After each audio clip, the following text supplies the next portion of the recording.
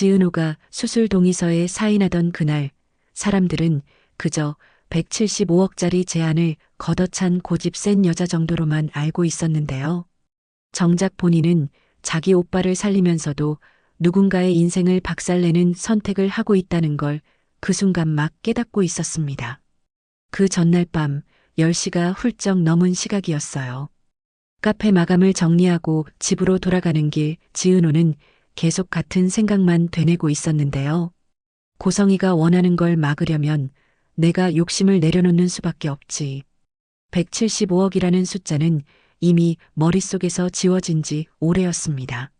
자존심만의 문제가 아니라 그 돈을 받는 순간 자기 인생이 그 여자 손에 끌려다닐 것 같았거든요.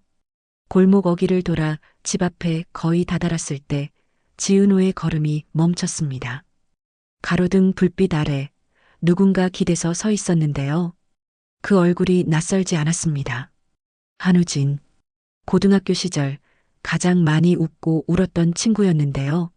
미국으로 떠난 뒤 연락이 끊어졌다가 최근에서야 다시 이어진 사람이었습니다. 며칠 전에도 오랜만에 통화를 했고요. 그런데 오늘 우진의 모습이 이상했습니다. 살이 확 빠진 데다 멀리서 봐도 얼굴이 새하얗게 질려 있었거든요. 깜짝 놀랐지? 한우진이 일부러 웃어 보였는데요. 입꼬리만 겨우 올라가는 느낌이었습니다. 이 시간에 왜 그냥 와? 전화라도 하지 그랬어. 지은호가 어이없다는 듯 물었는데요. 가까이 다가가 보니 서 있는 것조차 버거워 보였습니다. 가로등 기둥을 잡고 버티는 손등에 힘줄이 도드라져 있었고 이마에는 식은 땀이 송골송골 맺혀 있었어요. 너한테 부탁하러 왔어.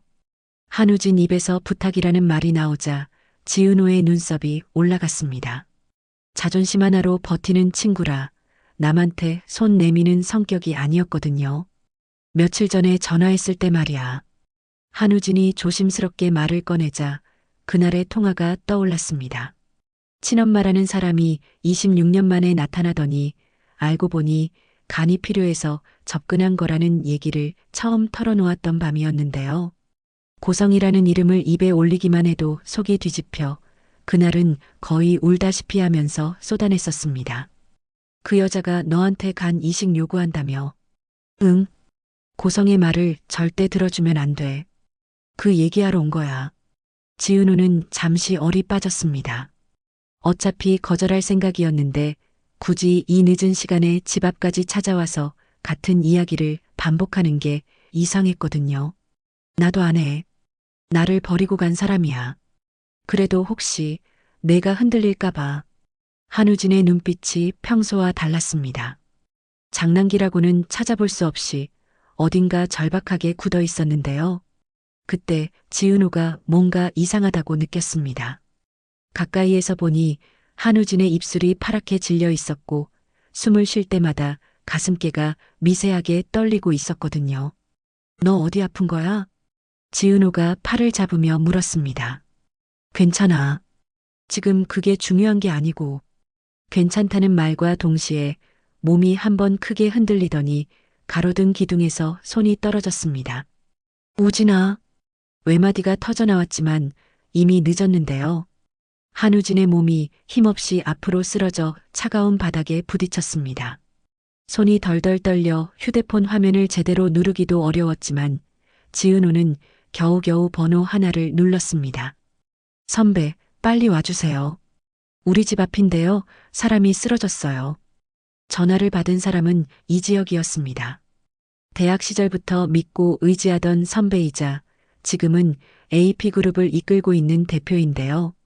그만큼 위급한 상황에서 제일 먼저 떠오른 사람이기도 했습니다. 잠시 후 골목 입구로 차가 미끄러지듯 들어왔습니다.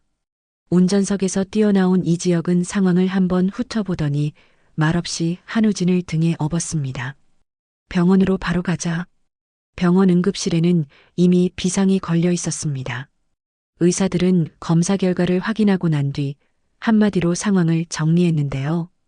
간 기능이 거의 버티지 못하는 상태입니다. 이대로면 얼마 버티기 어렵고요. 이식이 필요합니다. 지은호 귀에 간 이식이라는 말이 박히는 순간 머릿속에서 고성의 얼굴이 스쳐 지나갔습니다. 175억을 내밀며 자기한테만 집요하게 매달리던 이유가 단번에 설명되는 느낌이었는데요. 그리고 잠시 후 중환자실에서 옮겨진 병실에서 한우진이 눈을 뜨고 말했습니다. 이제 숨길 수가 없네. 지은호가 침대 옆 의자에 앉아 숨을 고르는 동안 한우진은 천장을 보면서 이야기를 이어갔는데요. 고성이 내 친엄마 맞아. 내 엄마이기도 하고. 지은호의 머릿속이 순간 하얘졌습니다. 그리고 너 내 쌍둥이 동생이래. 숨이 턱 막혀 말이 나오지 않았습니다.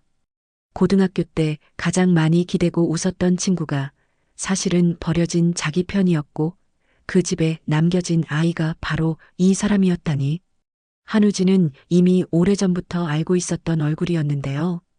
회사 후계자 카드로 쓰려고 나만 데려갔다고 했어. 내 얘기는 말도 꺼내기 싫다더라. 입꼬리에 비웃음이 걸렸지만 목소리는 지독하게 잠겨 있었습니다.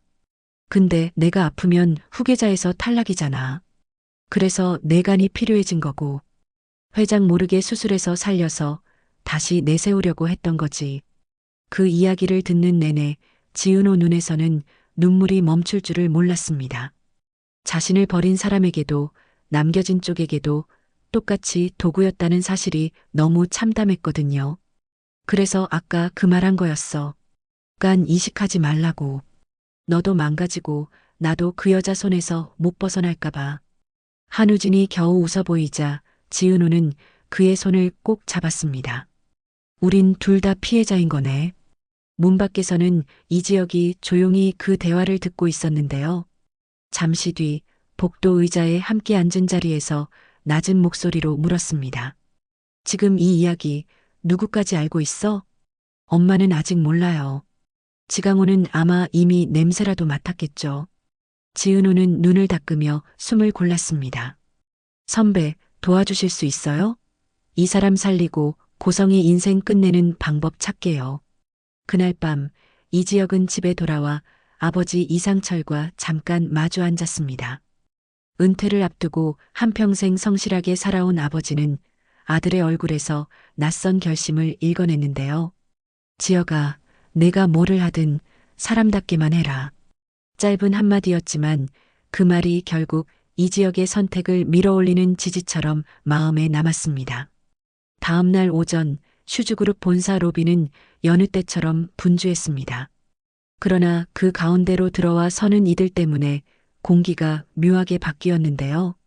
AP그룹 대표 이지혁, 그리고 말끔히 정장을 차려입은 지은호였습니다.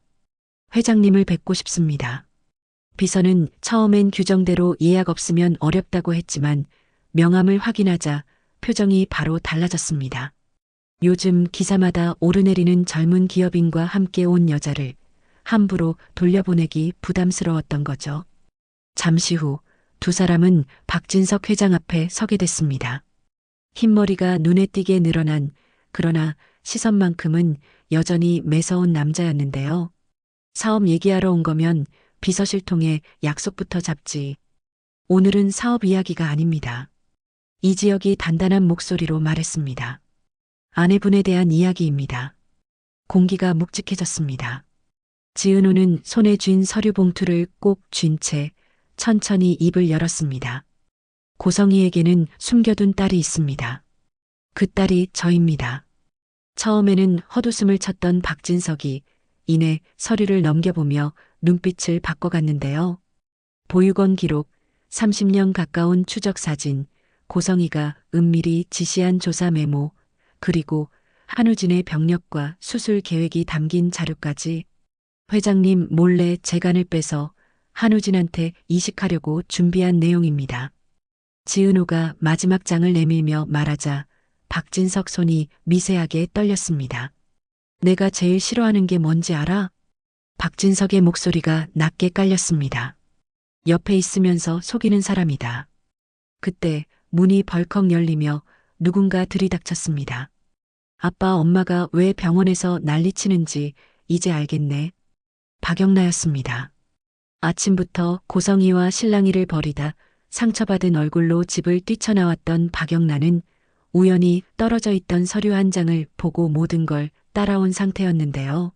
서류에 적힌 이름 지은호, 병원 CCTV 속에서 휠체어를 밀고 가던 여자, 그리고 고등학교 동창 명단에서 본 이름까지 머릿속에서 한 줄로 이어지고 있었습니다. 엄마가 버린 딸 진짜야? 누구도 쉽게 대답하지 못했지만 침묵만으로도 충분했습니다. 그 후로 일은 빠르게 흘러갔습니다. 박진석은 즉시 법무팀을 불러 혼인관계 정리를 지시했고 이사회에는 고성의 관련 의혹 조사 착수를 지시했는데요. 그 사이에도 병원에서는 시계가 잔인하게 흘러가고 있었습니다. 한우진의 간 수치는 조금도 나아지지 않았고 의료진은 더 미루면 손 쓸 수 없다며 이식을 재촉하고 있었는데요. 그날 저녁 수술 동의서 앞에 앉은 지은호 옆에는 이지혁과 박성재가 함께 서 있었습니다. 박성재는 아버지와 의붓어머니 사이에서 어디 편을 들어야 할지 혼란스러워하다가 결국 결론을 내렸습니다. 지은호 씨, 난 우리 아버지 편도 새엄마 편도 아니에요. 그냥 잘못은 바로잡혀야 한다고 생각해요. 그 말이 어색하게 느껴지면서도 고마웠는데요. 그래서 지은호는 펜을 쥔 손을 더 세게 다잡았습니다. 이건 고성의 뜻대로 움직이는 게 아니에요. 지은호가 조용히 말했습니다. 내가 내 오빠를 살리고 싶어서 하는 거예요. 그렇게 서명된 종이는 누군가의 욕심을 완성시키는 도장이 아니라 그 욕심을 부숴버리는 결정이었습니다. 한우진이 살아나는 순간 후계자 자리에서는 자동으로 내려오게 될 테니까요. 남편에게 버림받고 회사에서 쫓겨나는 고성이가 앞으로 무엇을 할지는 아직 아무도 모르는 상황이었습니다. 하지만 수술실 앞에서 손을 모으고 있는 정순이와 옆에서 눈을 빨갛게 부풀린 지강호, 그리고 그 뒤에서 조용히 지켜보는 이상철 김다정 내 김장수까지 지은호 주변에는 처음으로 진짜 가족이 옹기종기 모여 있었는데요. 수술이 끝난 뒤 회복실에서 눈을 뜬 한우진은 힘없이 웃으며 말했습니다. 고마워, 동생. 우리 둘 다 살아남아서 이제부터는 우리가 선택하자.